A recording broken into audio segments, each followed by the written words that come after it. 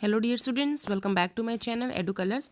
आज हम इस वीडियो में क्लास 10th की भूगोल की वर्कशीट करेंगे 85। ये वर्कशीट आपको 18 फरवरी को मिलेगी। चैप्टर हमारा है विनिर्माण उद्योग। ठीक है, चैप्टर कौन सा है हमारा? भूगोल का पार्ट 6 विनिर्माण उद्योग। तो चलिए बच्चों, इस वर्कशीट को हम शुरू करते हैं। उससे पहले मेरे चैनल एडू कलर्स को आप सब ज़रूर सब्सक्राइब करें।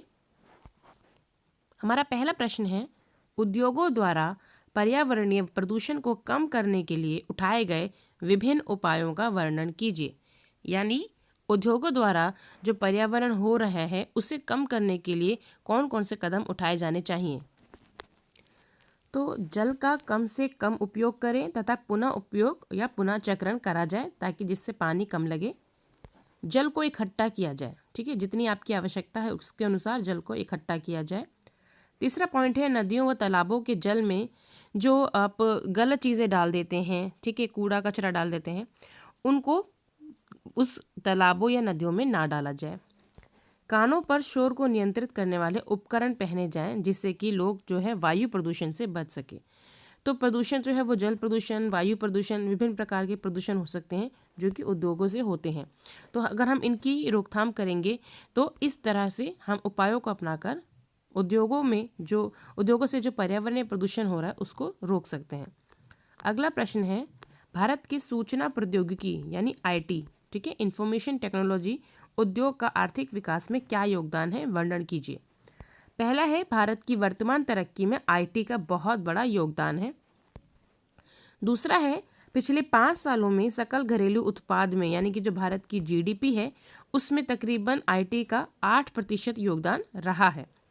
पिछले 10 सालों में हम देखते हैं कि आईटी ने भारत में बहुत सारे लोगों को रोजगार प्रदान किया है। तकरीबन 40% आईटी जो रोजगार है वो आईटी ने उपलब्ध कराया है। आईटी उद्योग में महिलाओं की सक्रिय भागीदारी जो है वो बड़ी है, जिससे कि महिलाएं जो हैं इस क्षेत्र में बढ़ चढ़कर कार्य कर रही हैं। अगला प्रश्न है हमारा, औद्योगिकरण और शहरीकरण, ठीक है, यानी इंडस्ट्रियलाइजेशन और जो शहरीकरण यानी नगरीकरण की बात हो रही है, सिविलाइजेशन की बात हो रही है, दोनों साथ साथ चलते हैं। कथन की व्याख्या करनी है। देखिए बच्चों, औद्योगिकरण और शहरीकरण जो है वो एक ही सिक्कों के दो पहलू हैं। ये दोनों ही एक दूसरे से इंटरकनेक्टेड हैं। नगरों के विकास में औद्योगिकरण एक महत्वपूर्ण साधन है क्योंकि विभिन्न प्रकार के फैक्ट्री व उद्योग जब यहाँ लगते हैं तो नगरी का विकास होता है। तीसरा पॉइंट है, नगरों में औद्योगिकरण के फैलने के लिए एक बिल्कुल सही परिस्थितियां होती हैं। बाजार उत्पन्न होते हैं, परिवहन के साधन होते हैं, संचार के साधन होते हैं, जिससे कि औद्योगिकरण जो है वो एक नगर में अच्छे से फलता फूलता है। औद्योगिकरण के आने से नगरों में लोगों को रोजगार मिलता है व लोगों का रहन सहन भी बदलता है। ठीक है, लोगों का लाइफस्टाइल, अच्छी जॉब पाने से, अच्छी कमाई से लोगों का रहन सहन बदलता है।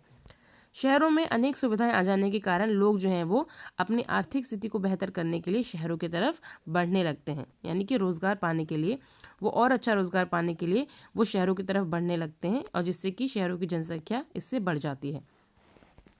फोर्थ क्वेश्चन है, भारत में लौह एवं इस्पात क्षेत्र अपनी पूरी क्षमता से प्रदर्शन नहीं कर पा रहा है, कारणों की हमें व्याख्या करनी है। देखिए, जो लौह एवं इस्पात क्षेत्र है वो भारत में उसकी एक तरीके से बहुत अच्छी गुंजाइश है, बहुत है, लेकिन उसको हम सही तरीके से उपयोग नहीं कर पा रहे हैं। तो उसके कुछ कारण हैं कि टेक्नोलॉजी का अभाव है भारत में, कुछ ऐसे कुशल इकाइयाँ नहीं काम कर पा रही हैं जो कि अच्छे तरीके से काम करें या इन चीज़ों से अच्छे से लौह इस्पात जो है वो निकलवा सकें। तीसरा पॉइंट है, विद्युत की अधिक कीमत या अनियमित विद्युत मतलब बिजली, ठीक है, इन सब चीज़ों में ऑब्वियसली बिजली लगती है, बिजली नहीं आएगी तो इन चीज़ों का काम रुक जाएगा, या फिर बहुत महंगी आएगी तो भी डिफ़िकल्टीज़ हैं। अगला है सरकारी नीतियाँ। बहुत सी ऐसी सरकारी नीतियाँ हैं जो कि लौह एवं इस्पात क्षेत्र में बाधा का काम है, इनके लिए चुनौती बन जाती है। तो सरकारी नीतियों की वजह से यहाँ पर हम देखते हैं कि इस्पात क्षेत्र और जो लौह इस्पात क्षेत्र है वहाँ पर वो ठीक प्रकार से काम नहीं कर पा रहे। पूंजी का अभाव, इन टेक्नोलॉजी में अगर हम लगाएं तो बहुत पैसा लगता है, अगर हम इनकी पूंजी कम लगाएंगे तो टेक्नोलॉजी बेहतर नहीं होगी और पूंजी के अभाव के कारण हम अच्छे तरीके से इन क्षेत्रों में जो अपार संभावना है वो ढूंढ नहीं पा रहे हैं। ठीक है, तो यहाँ पर बच्चों क्वेश्चन जो है हमारा कंप्लीट होता है। अब हम चलते हैं हमारे पैराग्राफ की तरफ। ये हमारा पैराग्राफ यानी स्रोत आधारित प्रश्न, ये 4 अंकों का आएगा और आपके जो खंड गा होगा, ठीक है, खंड ग होगा उसमें ये आएगा। और आपके खंड ग में 4 पैराग्राफ आएंगे। एक आपका आएगा भूगोल से, एक आएगा इतिहास से, एक आएगा अर्थशास्त्र से और एक आएगा राजनीति से। ठीक है, तो 4 पैराग्राफ आएंगे, चारों किताब से एक एक आएगा। तो यहाँ पर जो हमें पूछा गया है वो विनिर्माण उद्योग से यानी भूगोल का स्रोत आधारित प्रश्न है। तो 4 अंकों का है। तो इसमें जूट और पटसन उद्योग के बारे में बात की गई है, उसके बारे में पूरा अच्छे से आप इस पैराग्राफ को पढ़ेंगे, अच्छे से पॉज करेंगे। अब हम बढ़ते हैं हमारे क्वेश्चन की तरफ। तो हमारा पहला प्रश्न है, इस अनुच्छेद में किस उद्योग के बारे में चर्चा की गई है? तो इस उद्योग में बच्चों जूट उत्पाद यानी कि जूट जो उद्योग है उसके बारे में चर्चा की गई है। तो सी जूट हमारा इसका आंसर होगा। सेकंड क्वेश्चन है, अनुच्छेद में दिए गए उद्योग के सामने क्या चुनौतियां हैं? तो इंटरनेशनल कंपटीशन यानी अंतर्राष्ट्रीय प्रतिस्पर्धा और कृत्रिम वस्त्र दोनों ही जो है वो भारत के लिए चुनौतियां हैं।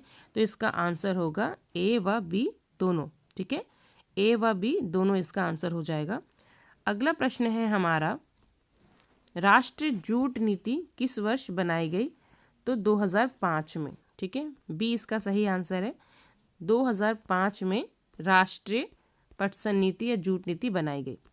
अगला है, उत्पाद की बढ़ती मांग का क्या कारण है? यानी कि जूट उद्योग इतना क्यों फल फूल रहा है, इसका क्या कारण है?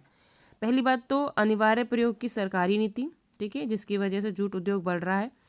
उत्पाद में विविधता चाहिए लोगों को, और पर्यावरणीय संबंधी वैश्विक चिंताएं, यानी कि जो पॉलीथीन है उसकी वजह से बहुत ज़्यादा हमारा जो पर्यावरण है वो दूषित होता है। तो पॉलीथीन को क्या कर दिया गया है? बैन कर दिया गया है। तो जिसकी वजह से जूट के थैले और इन सब चीज़ों की मांग जो है वो बहुत ज़्यादा बढ़ गई है, और इस वजह से जो जूट उद्योग है उसको बढ़ोतरी मिली है। तो इसका आंसर हो गया उपरोक्त सभी, यानी कि ऑप्शन डी। ठीक है बच्चों, तो यहाँ पर ये वाला जो हमारा स्रोत आधारित प्रश्न है और ये 4 प्रश्न ये हमारे कंप्लीट होते हैं। आई होप आपको ये वर्कशीट अच्छी लगी होगी बच्चों। अगर आपको अब वर्कशीट अच्छी लगी है तो इसे अपने फ्रेंड्स में शेयर कीजिए, वीडियो को लाइक करें और मेरे चैनल एडू कलर्स को सब्सक्राइब करें। बच्चों वीडियो देखने के लिए थैंक यू सो मच।